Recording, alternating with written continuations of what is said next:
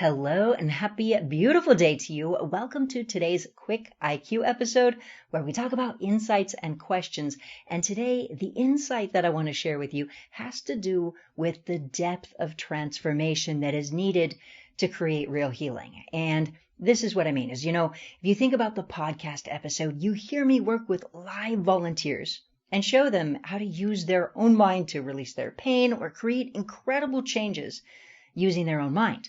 Now, you hear me at the end of every single podcast, you'll hear me say, it does take real change, that they need to follow through. Now, this is what's beautiful, and this is what happened on the last episode, is you'll recall I was working with our beautiful volunteer, Wild. And as I was, you may recall that part of her had this feeling inside that she felt guilty about receiving, but she also felt jealous, like others would be jealous, and she felt jealous as well. Now, what we ended up talking about was also that when we feel a certain way, it can show up in our actions and it can perpetuate the problem. And I see this all of the time. For example, let's say that somebody has had a pattern of abandonment. So they feel abandoned or rejected over and over. Now, what might happen is in a relationship, they might show up with a lot of insecurity or afraid to connect with people or even neediness or jealousy or whatever that is. So if they have this feeling of neediness, what does that do? That can, of course, push other people away. Or they have a feeling of expecting people to reject them, so then they never really connect and then they don't feel included, etc., etc. My point is that the mind programming of the pattern can then show up in our actions.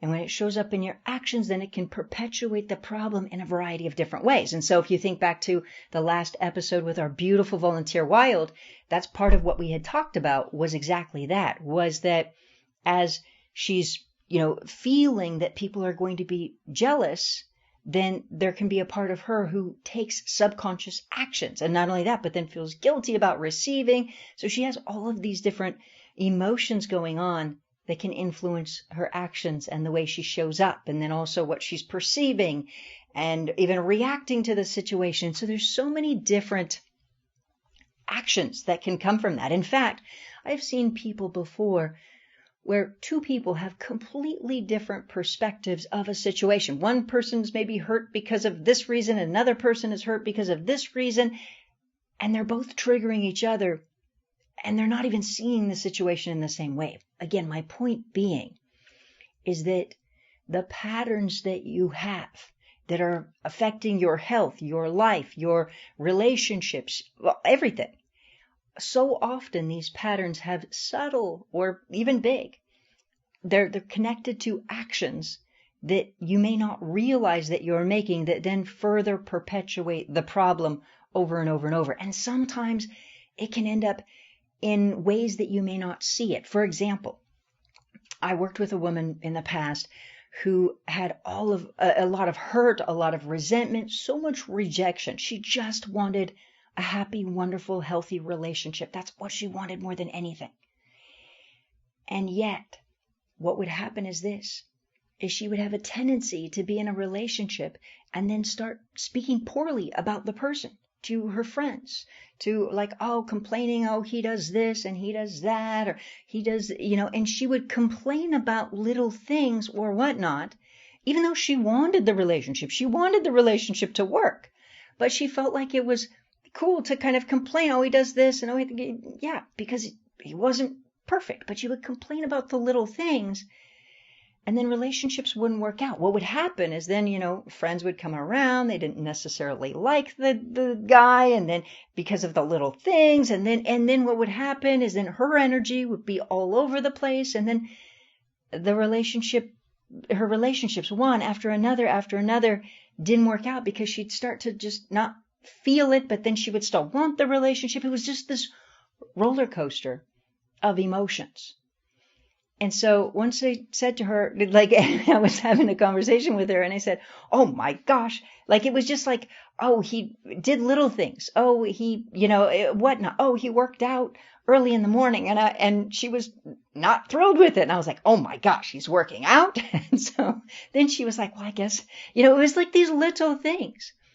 But that's exactly the point, is that, again, in her situation, she would just complain to others, and then he could feel that disconnect, and it, like every single relationship that she had, didn't work out for that reason. And so my point is just simply this, is that so often I'll see people who, of course, are doing the positive thinking or the meditation or the visualization and all those things, but they're not really changing the patterns.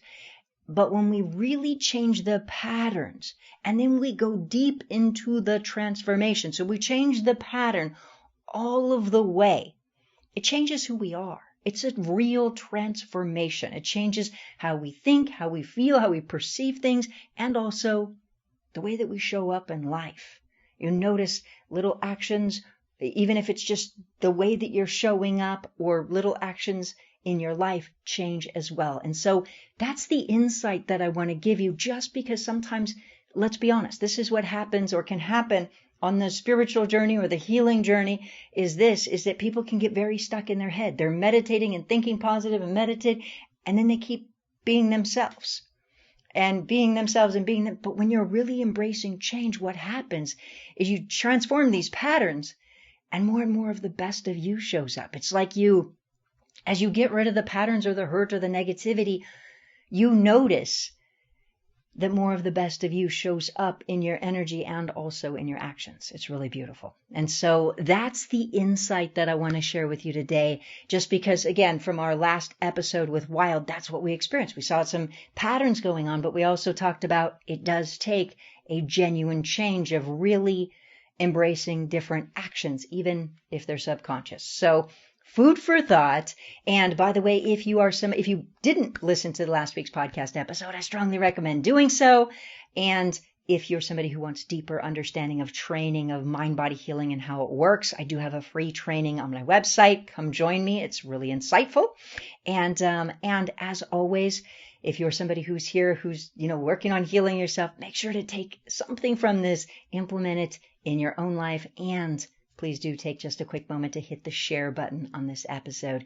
Share it with somebody you love, somebody you care about, or somebody you don't even know, because the more that every single person in our world is happy and healthy and loved and loving, the better this world is for all of us. And so please do take a quick moment to hit the share button, and please do make a point to have a most wonderful, incredible rest of your day.